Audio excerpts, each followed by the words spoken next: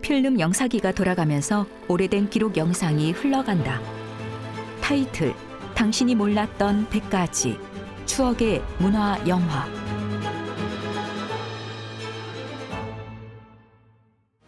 번화가의 즐비한 술집과 고고 클럽에서 춤을 추는 남녀들, 한 무리의 남자들이 길거리에서 이발하는 풍경, 화장품이나 시계 등의 밀수품 단속 현장 모습이 산더미처럼 쌓인 카세트 테이프를 불태우는 장면으로 이어진다.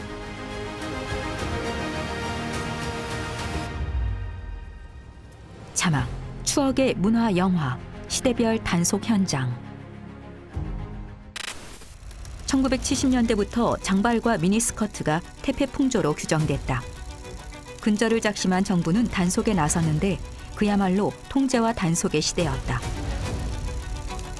히피 문화가 전파되며 유행했던 장발과 미니스커트는 서구의 태폐풍조이며 특히 장발은 성별 구별이 힘들고 위생에도 좋지 않아 흉하다는 이유였다.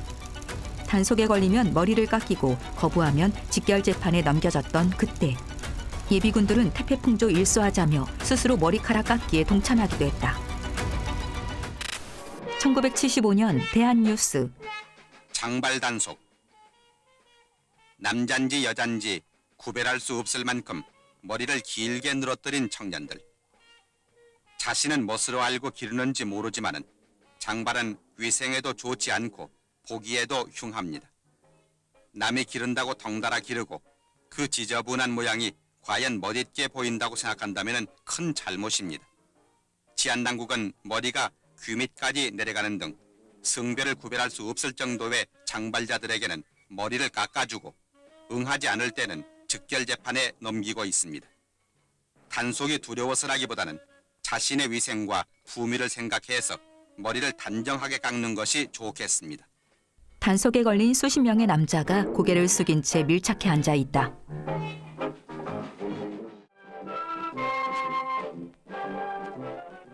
한편 전국의 예비군들은 머리깎기 운동을 벌임으로써 퇴폐 풍조를 일소하고 명랑한 사회 질서를 확립하는 데 앞장섰습니다. 1976년 대한뉴스.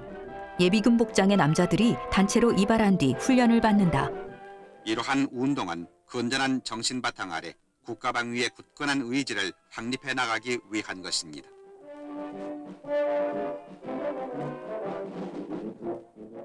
자막, 여러분 밤이 깊었습니다. 집으로 돌아갈 시간입니다.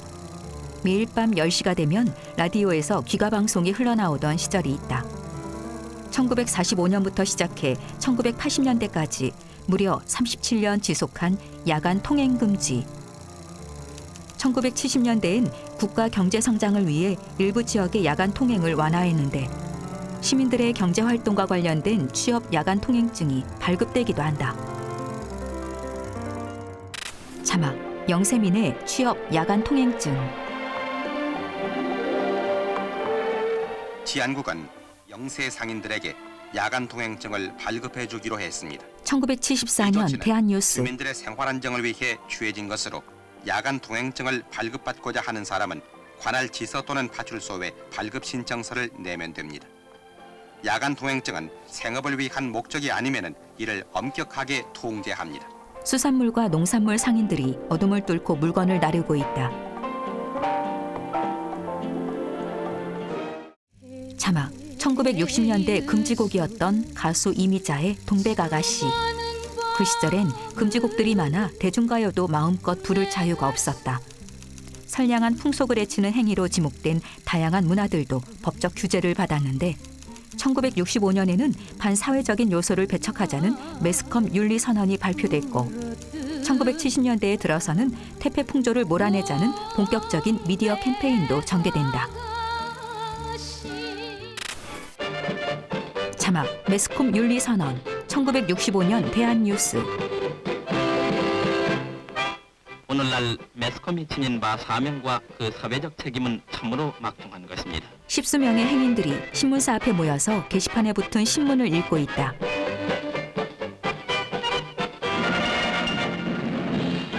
그러나 신문 소설이 외설이라고 입건되는가 하면은 방송 코미디의 저속성이 문제가 되고 선정적인 광고물이 무리의 대상이 되는가 하면은 표절 영화나 음판이 거리를 휩쓸고 있어 사회적으로 크게 물의를 일으킨 바 있습니다. 다방에 앉아 음악을 듣는 사람들. 이러한 매스컴의 탈선을 막기 위해 5월 3일 코리아하우스에서 모임을 가진 10개 매스컴 기관 대표들은 6개 항목의 매스컴 윤리선언을 채택, 그 강력한 실천을 다짐했습니다. 그 내용을 요약해보면은 반사회적이며 비윤리적인 요소를 과감히 제거한다. 미풍양속을 저해하는 모든 상정 및 제작 태도를 배격한다. 국민의 교양과 문화생활에 비익되도록 모든 작품 활동을 정화한다. 허위 사실의 보도나 개인 단체의 명예훼손을 피하기 위해 최선을 다한다. 민족 고유 문화를 보호 육성하고 저속한 외래 문화에 대한 경각심을 높인다. 청소년 선도에 이바지하도록 촉구한다. 자막, 태폐 풍조를 몰아내자. 1971년 대한뉴스 제846호. 정부 대변인 윤주영 문화공보부 장관은 9월 24일 우리 사회 발전을 좀먹는 퇴폐 풍조의 추방을 위한 정부의 방침을 밝히고 국민들의 협조를 촉구했습니다. 윤주영 장관은 이를 위해 정부는 10월 1일부터 내무, 법무, 보건사회, 문화공보부 등 4개 부처의 합동 단속반을 편성해서 일체 풍속 사범을 단속하기로 했다고 발표했습니다. 국민 여러분, 지금 우리는 적과 맞서고 사는 이때 우리들 중에는 너무나 맥빠진 퇴폐 풍조에 젖어 무기력하게 살고 있지는 않는가 곰곰이 반성해볼 일입니다. 어두운 밤거리, 이 광경을 보십시오. 비밀 댄스홀에서 체면도 가정도 그리고 내일도 잊어버리고 놀아나야 하는지, 조용한 거리에 눈을 자극하는 광고를 꼭 해야만 장사가 되는 것인지, 그 남자가 여자 흉내를 내면 어쩌겠다는 것인가, 모든 사람들의 눈살을 찌푸리게 하는 이런 장발족들, 불로소득으로 일확천금의 헛된 꿈속에 도박에 미치는 사람들, 당신네들은 아들, 딸들에게도 그것을 가르치시겠습니까? 내일의 희망을 간직하면서도 오늘만을 즐기겠다는 이 지각 없는 향락주의, 생명을 해치는 부정의약품, 이것을 만들어 파는 사람이면은 먼저 자기 가족이 살 때 경우를 생각한 일이 있습니까? 여러분, 이처럼 사회윤리와 법질서를 문란하게 하는 퇴폐 풍조는 우리들 스스로가 자각해서 하루속히 몰아내고 밝고 명랑한 우리 사회를 이룩합시다. 자막, 1965년 울산의학 60년 만에 다시 한일 국교가 열렸다. 한일 문제는 민족적 합의가 절실했음에도 밀실에서 졸속 처리되었는데, 연세대생들은 성도 대회를 열어 일본 상품 불매운동을 결의하기도 했다. 그러나 일부에선 외제 제품만을 선호하는 풍조도 생겨났다. 생산과 건설, 나라의 발전을 무엇보다 중요히 여겼던 1960년대, 국가와 민족의 주체의식을 강조하며 외래품 배격 캠페인이 펼쳐진다. 자막, 배격해야 할 풍조, 1965년. 난 늦었지? 예. 지금 몇 시인 줄 아니? 9시 반이야. 아이, 글쎄. 그 택시를 잡을래야 잡을 수가 있어야지, 글쎄. 두 여성이 출근한 사무실에서 대화를 나눈다. 어머, 너 목걸이 좋은 거 했구나. 일제야. 어쩐지 산뜻하더라. 너 화장품도 일제 쓰는구나? 그럼. 이건 옛날부터 쓰던 건데 국산은 도대체 화장이 먹어야지. 이거 어디서 들고 가지? 그건 비밀. 하지만 걱정할 것은 없어. 한일 회담이 돼서 앞으로는 막 밀려들 텐데 뭐. 그래, 그거 참 잘됐구나 얘. 어머, 너 이 백 일제로구나. 어쩜 색이 이렇게 이쁘니? 아니야, 국산이야. 어쩐지 투박해 보이더라. 엽전 것은 할 수 없어. 나도 이젠 일제를 써야겠어. 여러분, 이 아가씨들의 얘기를 어떻게 생각하십니까? 참으로 어처구니 없는 일입니다. 국산품을 멸시하고 외래품을 좋아하는 꼴도 가관이거니와 한일국교 정상화가 마치 자기들의 허영과 사치를 위한 것인 것처럼 생각하니 이런 사고방식이야말로 참으로 위험천만한 망국적인 생각이라 하겠습니다. 자파점. 이거 좀 보여줬어요. 이거 말씀이에요? 네. 이거 외제예요? 아니에요. 국산품이에요. 우리나라 사람들이 외국 것이라면 무조건 좋아하는 습성이 있는데 이 사대주의적인 풍조가 언제부터 생겼는지는 모르겠으나 요즘 우리들의 생활 주변에는 우리 것이 우리의 것으로 행세하지 못하고 남의 것을 더 앞장세우고 있는 일이 허다하니 참으로 안타까운 일이라 하겠습니다. 영어나 일본어 상표가 붙은 화장품, 재봉틀, 원단, 잉크, 가방, 의류 및 일본어로 된 책과 잡지.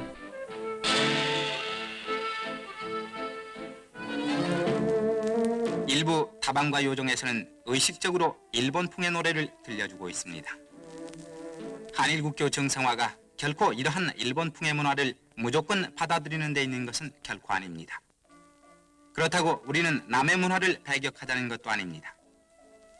우리들은 남의 문화를 받아들이기 전에 우리들의 확고한 주체의식을 확립해서 옳고 그른 것, 다시 말하면 좋고 나쁜 것을 분별하면서 남의 문화를 소화시켜야 하겠습니다. 홍보 영상. 아빠, 이건 뭐야? 과자야? 아니, 책이다. 아니 웬일이시오? 책을 다 사오시고. 도대체 무슨 책이에요? 일본어 첫걸음 책이야. 일본어 교과서요? 큰 녀석에게 일본말을 좀 가르쳐줘야겠어. 원 배울 것도 많지. 영어 한 가지 배우기도 힘드는데 무슨 일본 말이요? 모르는 소리. 이젠 영어보다 일본말이 더 필요하단 말이야. 일본 세상이 들여닥칠 텐데 일본말 안 배우고 뭘 배우겠어? 왜 일본 세상이 들이닥친다고 생각할까요? 이것이 바로 주체성을 상실한 사람들의 망상인 것입니다.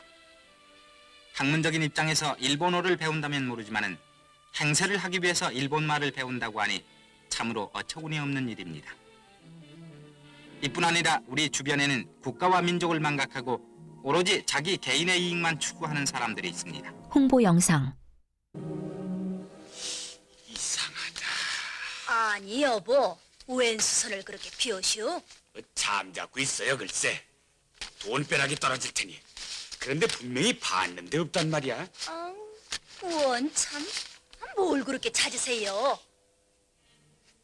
전에 내가 모시고 있던 주인 스시기상 그 주소 말이야. 아니, 벼랑간 그건 뭘 하려고 그러? 아이고 답답도 해라. 그 양반이 지금 일본에서 손꼽는 재벌이란 말이야. 이제 한일협정도 다 돼가겠다. 미리 손을 써놔야 그 양반 덕을 독특히 볼 게 아니야. 아이고 원 참, 당신도 김치국부터 먼저 마시는구려. 우리들의 주변에는 이러한 헛된 꿈을 꾸고 있는 사람들이 허다해 있습니다. 국가와 민족의 이익은 나란 것 없이 오로지 자기 이익만을 추구하는 밀수배들. 여러분, 우리는 지금 무엇보다도 생산과 건설과 증산에 온 국민의 일치 단결해서 힘써야 하며 또한 한일국교 정상화를 앞둔 현 시점에서 우리들은 우리들의 주체의식을 확고히 확립해서 외래품과 사치를 배격하고 우리 것을 사랑하고 아꼈으며 손들에게 부끄럽지 않은 유산을 남겨주어야 하겠습니다. 자막 1983년 해외여행 자유화. 광복 이후 1980년대까지는 순수 목적의 해외여행 여권이 존재하지 않았다. 1986년부터 50세 이상 국민에게만 일정 금액 예치 조건의 관광 여권이 발급되자 한국 손님 덕분에 매상이 늘어난다는 기사가 일본 매스컴에 도배되기 시작한다. 호텔에 짐을 풀자마자 사들이던 코끼리 밥솥이나 전자제품, 화장품들. 1980년대에는 해외여행 자유화로 인한 부작용이 염려되던 시기였다. 자막, 외제만 써야 하나. 1983년. 대한항공 여객기 한 대가 공항 활주로에 착륙한다. 세계의 관문 김포 국제공항. 하루 평균 25편의 국제선 여객기가 도착되고 5천여 명의 승객이 김포공항을 통해 들어오고 있습니다. 이들 중에 절반인 약 2,500명이 외국을 다녀오는 우리나라 국민들입니다. 얼마 전까지만 해도 해외여행에서 돌아오는 우리 국민들의 휴대폰이 세관의 입국 검사장을 가득 메웠습니다. 이것은 세계 어느 공항에서도 볼 수 없는 진풍경이라 하겠습니다. 이러한 광경은 우리 국민들의 자세에도 문제가 있습니다. 친지들이 해외여행을 하고 귀국 시에는 의례껏 선물을 기대하는 사고방식이 과다한 휴대품의 반입을 부채질하고 있는 것입니다. 이렇게 외국 제품이라고 욕심껏 많이 들여다보니 통관이 늦어져 모처럼의 해외여행이 짜증스러워지고 또 우리에게 활짝 열리기 시작한 해외여행 자유화의 길을 스스로 좁혀가고 있지 않은가 생각해 볼 문제입니다. 세관 창고에 선반마다 각종 물건이 가득 차 있다. 외국에 나간 김에 분별 없이 사들이다 보면 이 중에는 외국의 유명 상표가 붙은 우리의 수출품인 경우도 많습니다. 그만큼 우리 제품의 질이 이제는 세계적 수준으로 발전된 것입니다. 해외여행 자유화 조치는 외국 물건을 사들이는 쇼핑 관광은 아닐 것입니다. 그런데도 김포세관은 외국 상품의 전시장을 방불케 했습니다. 세관 직원들이 커다란 여행 가방을 열어 짐을 확인하고 있다. 그래서 정부에서는 한 사람의 휴대품이 50kg을 넘게 되면 정밀 검사를 받도록 조치한 것입니다. 세관 직원들이 여행 가방에서 전기밥솥, 책, 장난감, 보온병, 식기류 등을 꺼내 쌓아놓는다. 한 사람의 짐에서 쏟아져 나오는 이 많은 외제 물품들을 보십시오. 차라리 장사꾼 보따리나 이삿짐이라 해야 옳겠습니다. 지금 이 시각에도 열사의 사막에서 일하는 우리 근로자들, 북양의 거센 파도를 헤치고 오직 사명을 다하는 우리 어부들, 또 국내에서 하나라도 더 수출하기 위해 함을 지새우고 있는 우리의 형제들을 생각할 때 외화를 허영과 사치로 낭비해서야 되겠습니까? 항구에 대형 여객선이 도착한다. 뱃길에서도 마찬가지입니다. 한국과 일본을 잇는 페리호. 일본을 찾는 우리 국민의 수는 해마다 늘어나고 있습니다.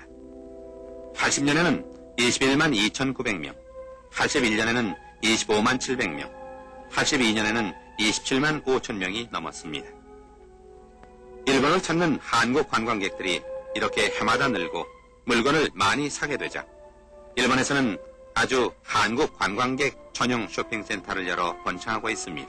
여객선에서 나온 자동차 한 대가 입국 심사대로 이동하는데 트렁크에 각종 물건이 가득 차 있다. 관광 편의를 위해 허용된 차량 반입이 밀수의 방편으로 이용되기도 하며 이렇게 정밀한 조사를 실시함으로써 치밀하게 계획된 밀수가 적발되고 있습니다. 세관 직원들이 자동차 문짝과 바닥까지 조사한다. 다른 직원은 다발로 쌓여있는 달러화를 세기도 한다. 일본의 경우를 보면 유명 상품인 카메라나 시계 그리고 전자제품의 수준도 예전에는 그렇게 뛰어나질 못해 일본 국민도 외제품에 오금을 펴지 못한 때가 있었습니다. 그러나 국산 애용이란 이름으로 외제품 반입을 막고 온 국민이 국산품을 아끼고 권장하여 오늘날 세계 수준의 상품으로 만들어내지 않았습니까? 우리도 바로 자각을 가져야 할 때가 온 것입니다.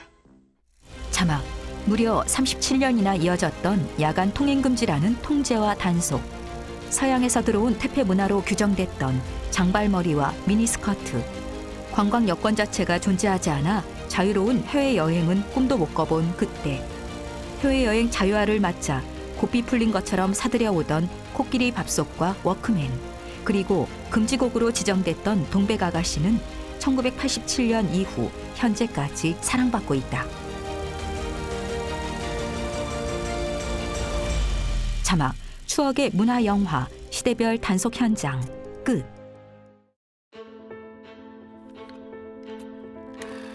타이틀, 당신이 몰랐던 100가지 추억의 문화영화. 다음 시간에.